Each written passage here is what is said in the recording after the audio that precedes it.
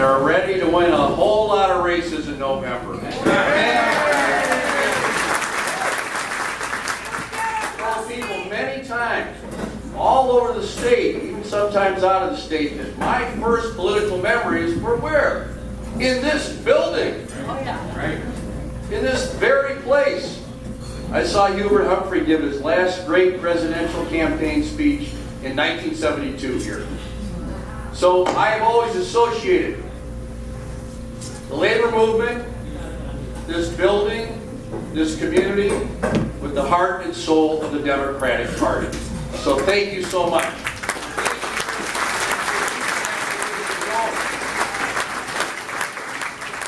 There is another great tradition in this town that's represented by Ted Kinnaman. And that tradition is, if a war is a bad idea, let's not do it. Or let's stop it. That's what Ted Kinnaman meant. I was fighting against the Vietnam War. And I was a 14-year-old kid. I came out to UW-Rock, and I saw Gene McCarthy's speech in March of '68. 2 weeks later, Pete Seeger sang against the war. Those people like Ted Kinnaman, who led the state in fighting that war, and it inspired me to vote against the Iraq War, which was not a good idea.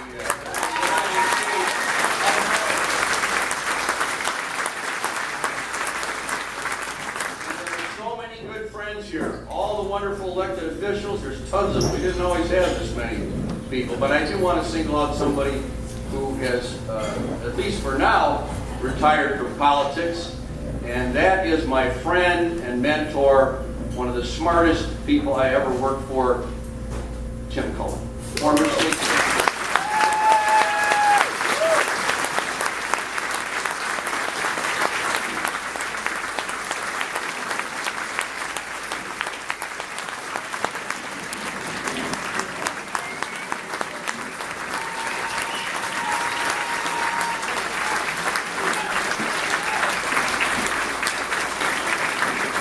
Tim has been the rock of the resurgence and the success of the Democratic Party in this county, in this area, for decades. He did help teach me the ropes. I worked for Les Aspin under him in the summers for a couple of years out of high school in the basement of the Janesville post office. And I always like to tease that Tim had to explain a couple of things to me. I had an Aspin button. I see Janet Kinnaman here. And so I had the button on. The guys told me, I was the youngest guy, go get the baked goods and bring them back.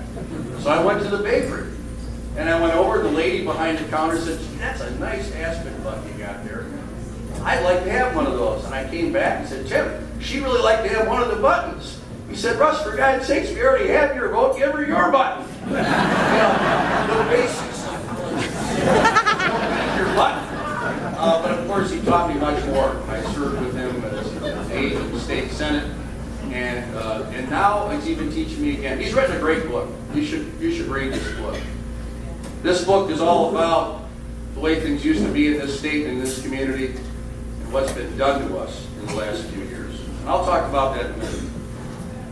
But the other thing I want to do, besides praising that teacher of mine, Tim Cullen, is I want to thank all the educators here for teaching me.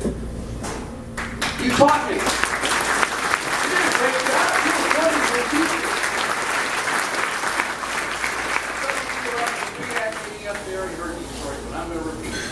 I'm in my hometown. I'm thinking about Roosevelt Grade School. Thinking about kindergarten. And I went to first grade, and I don't know how the evaluation was done, but I was the lowest performing reader in the entire class. In those days, if you were in the lowest class, you didn't even read about people.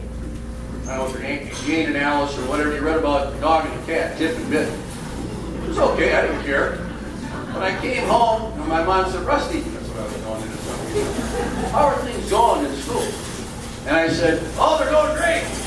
She took one look at me and said, I'm calling your teacher. She goes over to Roosevelt Grade School. She talks, I think it was Mrs. McKilligan, and she said, well, Rusty's having some difficulties with the reading, and they agreed that I should go to summer school. And I didn't want to go to summer school. But they took me there. And I went to summer school in Roosevelt. One When I came back in second grade, they put me in that least performing group for a week, and then they put me in the middle group, and after a week they put me in the top group, and I stayed there because those people cared about me. Those public school teachers tried to make sure that I had a chance, even though I wasn't making it at first. And so I made it to second grade. Then I had a little political crisis in second grade. My first political crisis was 1960. And the day before the election, I went off proudly to second grade. And I had 24 Kennedy buttons on. I was a very little guy. It was weighting me down, but I had all the Kennedy buttons my dad and mom had gotten for me. And I was so excited. But then the teacher decided we should have a straw poll in the class. Nixon 24, Kennedy 2. But you know what? It was me, but also the teacher. You know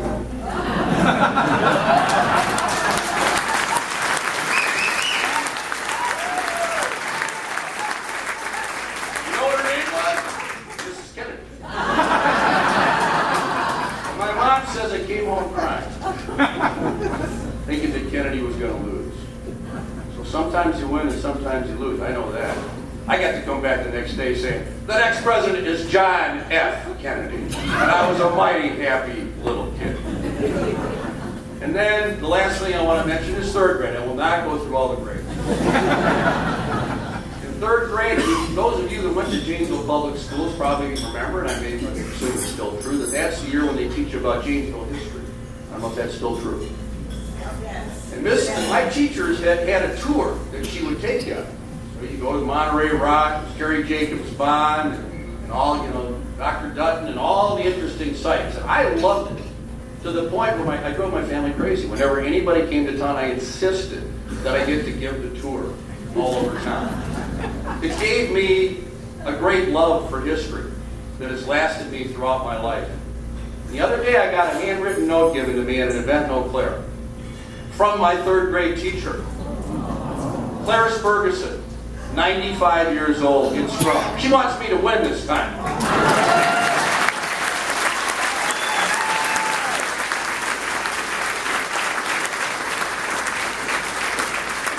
That is the kind of support and spirit of unity that I grew up knowing in this town. So, you might ask, why would I run for office again? It's because this state has been taken over by people that believe in the opposite. That believe in dividing us against each other. That are the opposite of the values that I was taught in this community. It started a while back. I remember Bob Dole bashing teachers in 1996. But it didn't go into full mode until 2010. And it wasn't from Wisconsin. The Koch brothers are not from Wisconsin. The idea of Citizens United was not from Wisconsin. They picked our state to prove that they could attack the great progressive tradition of this state. And they've done terrible damage. First, our public bargaining rights were the first in the country. They told the private unions, don't worry, we're not coming after you. Then they went right after them, making it a right-to-work state, taking away the prevailing wage law, gutting the environmental laws, cutting $250 million out of the University of Wisconsin system, getting rid of a 100-year-old civil service system, repealing campaign finance laws, you name it. They took 100 years of progressive movement in this state, and they tried to get rid of it, as much of it as they possibly could. And yeah, there is another guy from Janesville, Craig originally, who's in office, got a pretty high office. Paul Ryan. Oh, pleasant guy. Like I say, he was always nice to my mom, always nice to his mom. And it was that. But a few years ago, he wrote a column in Hinsdale College, very conservative college. The column basically said, this La Follette tradition in Wisconsin is illegitimate. It goes against the Constitution. He and these guys were planning to come after us a long time ago. They don't even respect the fact that it's the bust of Fighting Bob La Follette in the state capitol that honors our state.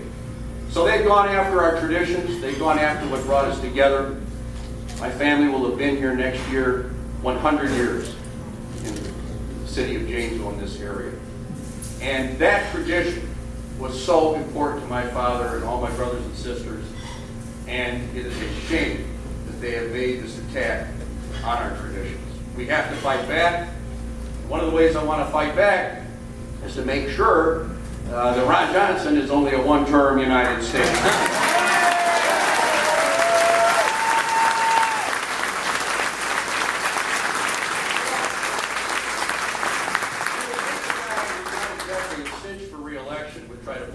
Base a little bit, get out there, meet with some, get around the state, meet with independents, maybe meet with some Democrats.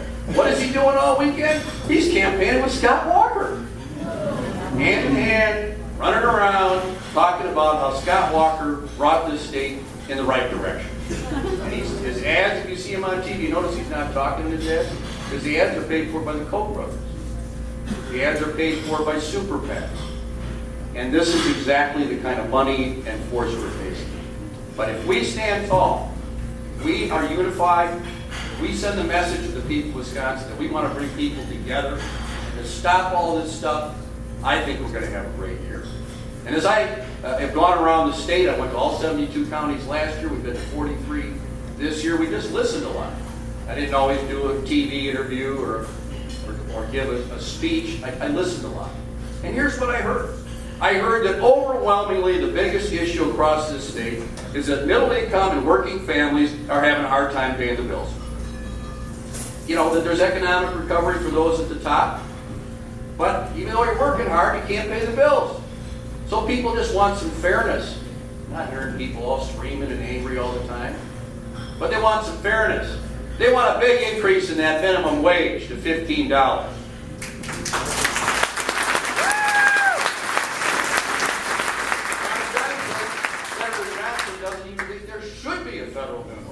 At all. I hear people saying they'd like to have paid family leave if they have a child, like every other industrialized country. Senator Johnson doesn't support that. The thing I hear the most from families is the enormous cost of higher education. College and other post-secondary education, the debt, $28,000 average debt for students coming out of the university system. And Senator Johnson says, well, you know, students like this because they consider it free money. No, they don't. They find it scary. They find it upsetting. We did not have to do this when we were getting ready to go to college. When I was up there at Janesville, Craig, nobody ever said, boy, I wonder if I'm going to be able to afford college. Because in those days, if you could get into a school, it was provided for in some way or another. Senator Johnson says, well, look, he was at the University of Minnesota and I was at Wisconsin. I'm just pointing out the fact. He said, look, he worked his way through to pay his tuition. Well, that's good. But it was $600. Yeah. Now it's almost $11,000 for 1 year of tuition, let alone $25,000 a year at the University of Wisconsin-Madison. So it's a whole different era. And we have to make sure that people can refinance those student loans like you can refinance a mortgage. Senator Johnson opposed that legislation. I will co-sponsor it. I will work with Senator Elizabeth Warren. We'll get that passed fast next year.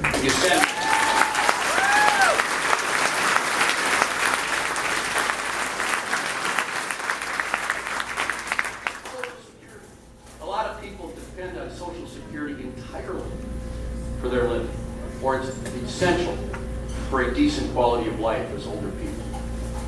Well, I have always stood with Social Security. I've been endorsed by the National Committee to Preserve Social Security and Medicare. And Senator Johnson called Social Security a Ponzi scheme. And he said in his quote, he said this 4 months ago, in his quote, a shame that it wasn't privatized. Remember when they wanted to privatize it? Just before the economic collapse. So whatever these issues are, the differences are very clear.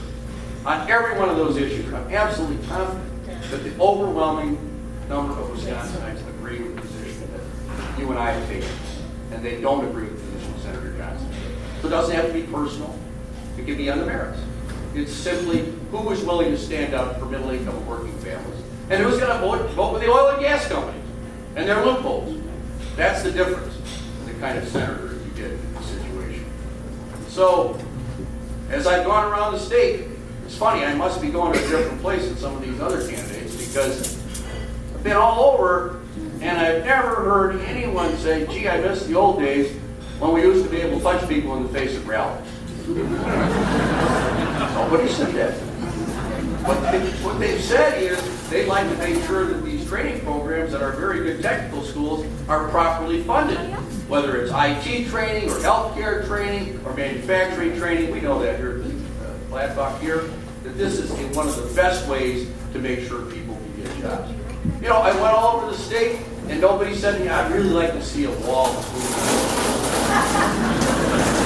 Nobody even asked me for the Scott Walker plant, the wall between Canada.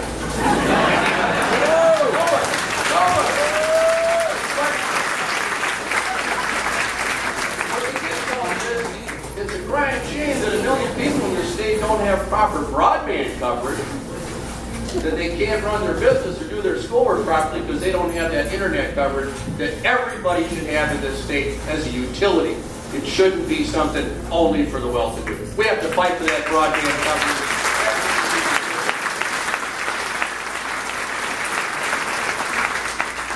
I haven't heard anybody say anywhere in the state, despite what people say, Donald Trump and others, that we ought to ban Muslims from the country. We ought to keep Latinos out of the country. Nobody said that to me. Nobody. What they say to me is they want us, all of us who have any opportunity in public life, to fight to rebuild this country. They're tired of the way our roads are. They're tired of the way our bridges are. They're tired of the fact that our water infrastructure isn't adequate to handle the unusual weather events we're having. They want us to rebuild America and invest in America and get the jobs for it. That's what they want. They don't want us to get power.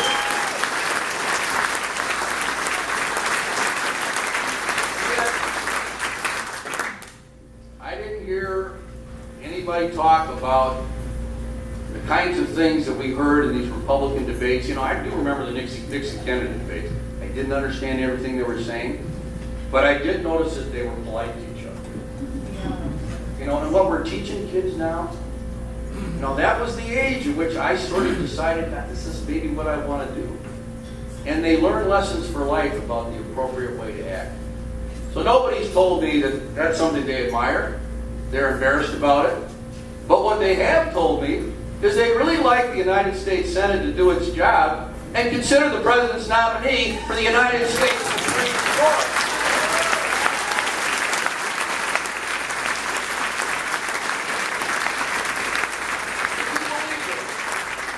Man is elected president overwhelmingly twice. And they didn't amend the Constitution to say that his second term was only 3 years. This has never happened. The longest time that this has ever been done was about 135 days back in the early 20th century with Justice Brandeis. 135. They're going for a whole year. Don't let them kid you. Senator Johnson says, well, the election's in November. Well, there's 2 months, and then there's 20 more days before the president is sworn in, and then the president has to pick somebody, and they have to be in. They're going to leave that body deadlocked for 1.5 years at a minimum to try to get their way. We already have one branch of our government, the Congress, deadlocked. We don't need the Supreme Court deadlocked as well. They need to do their job. They need to follow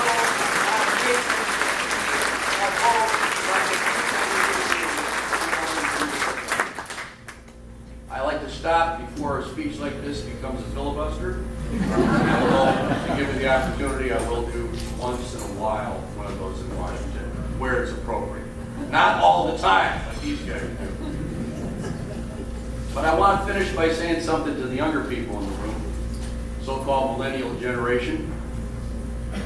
The other day I was at the Milwaukee Rotary Club, and a very nice lady gave a little question for me, and she said to me, what are you going to do about the millennials? She said they're apathetic, and only 17% of them vote. And I got a little bristly, Mark, you're not supposed to do that as a politician. You're supposed to, it's a little irritating.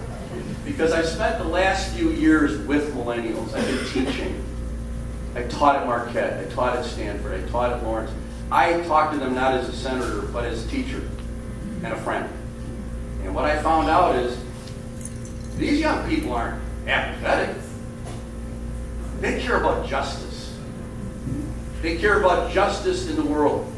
They care about things like what's going on in the Congo, human rights violations, what's happening with these refugees. In this country, they care about fair treatment for immigrants and gay lesbians and others. They want a spirit of community for their generation.